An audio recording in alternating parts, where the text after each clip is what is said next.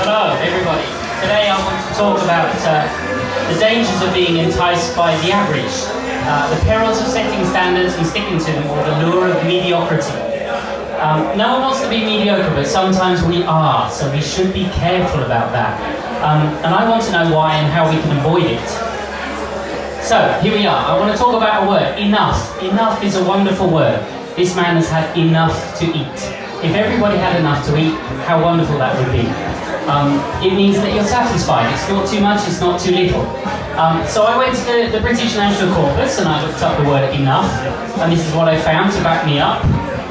If only young girls were left and not enough of them to go around, only rich old men would have any chance of sex. This was the first hit I found on the National Corpus. It's the British National Corpus, you can't argue with that. However, enough is not always a good thing. Sometimes we could also say that we settle for enough. We're good enough. So let me have a look at these two people. Here's a teacher and a student. They start the day with one thought on their mind, education. Their motivation is super duper. This is the beginning of the day, the beginning of the week, the beginning of the semester, the beginning of the year. What happens to them with the passage of time? We can see that it goes down, like so. So they start super duper. Good, okay, there's a little blip for lunchtime maybe. They end up semi-comatose. All they can think about is beer and girls. It's at the end of the day. And these are the good teachers, the good students. There are students who start semi-comatose. There are teachers who start that way, and the only way to go from semi-comatose is comatose. Because there are pressures. We have outside pressures. We have things to do. We have commutes. We have girlfriends. We have wives and girlfriends. We have to sleep. We have clubs. We've got to go to money. We've got to publish in the International Journal of blah, blah, blah. What do? Of course we're tired.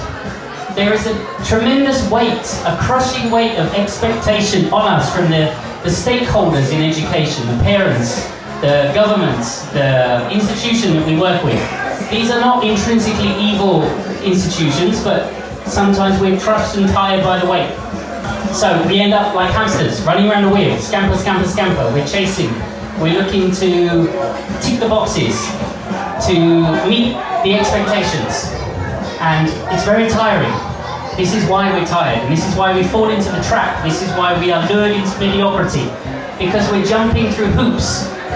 We're always trying to get the credit. We're trying to do what's expected of us. And it's very tiring for teachers and for students alike. So that's what we're doing. And sometimes when you're jumping through a flaming hoop, the only thing that you can worry about is not burning your backside. So let's just think about that for a moment. Have a drink.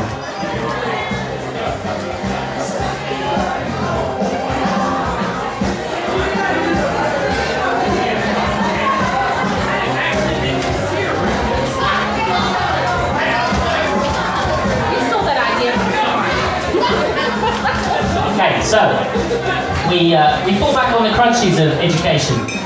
For example, textbooks. Now, textbooks are a wonderful thing in moderation, but unfortunately they're so big these days that they terrorize us.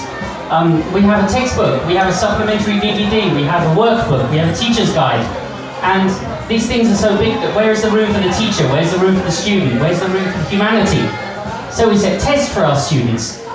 Tests are very stressful, and we come into the test, the student comes to the test, he feels a bit queasy, he's tired, he's been eating grammar, he's been eating vocabulary, and what happens when he comes into the test is that he just regurgitates the grammar McNuggets, the vocabulary, straight onto the test paper.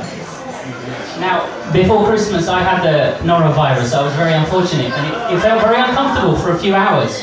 But afterwards, much like taking the test, I felt relieved, I was completely expunged of everything. I was clear, but I felt bewildered, and it's all gone. It's disappeared. And this is what happens when a student comes in to take a test.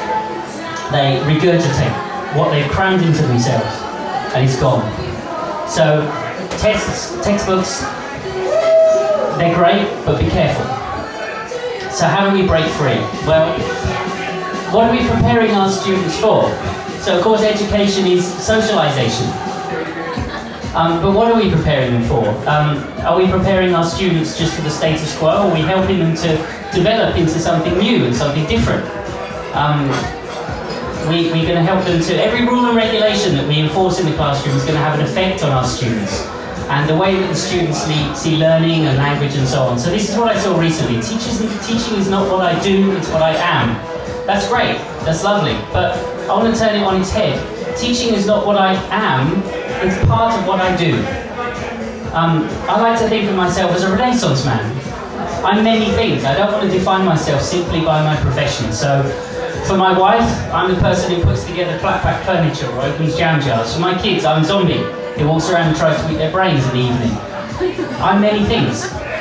And we should keep that. We want to be human. Students are human too. They are not only a role or a stereotype. One of my favourite books about teaching is The Lives of Teachers by Michelle Kuberman. He talks about all teachers end up in a state of disengagement. And that can either be bitter disengagement or serene disengagement. And you can choose that. You have to decide yourself, how do you want to end your career? It's a long plan. And this is where you can play in the orchestra. And you have to realise that you're unique, and so is every one of your students. And you're a teacher, but you are also many things. And your student is a student, but they are also many things too. And I'd like to finish with this word, with these words. Only by avoiding the law of mediocrity can we be happy. And only by being happy can we be successful. So, that's what I want to say tonight. Thank you very much.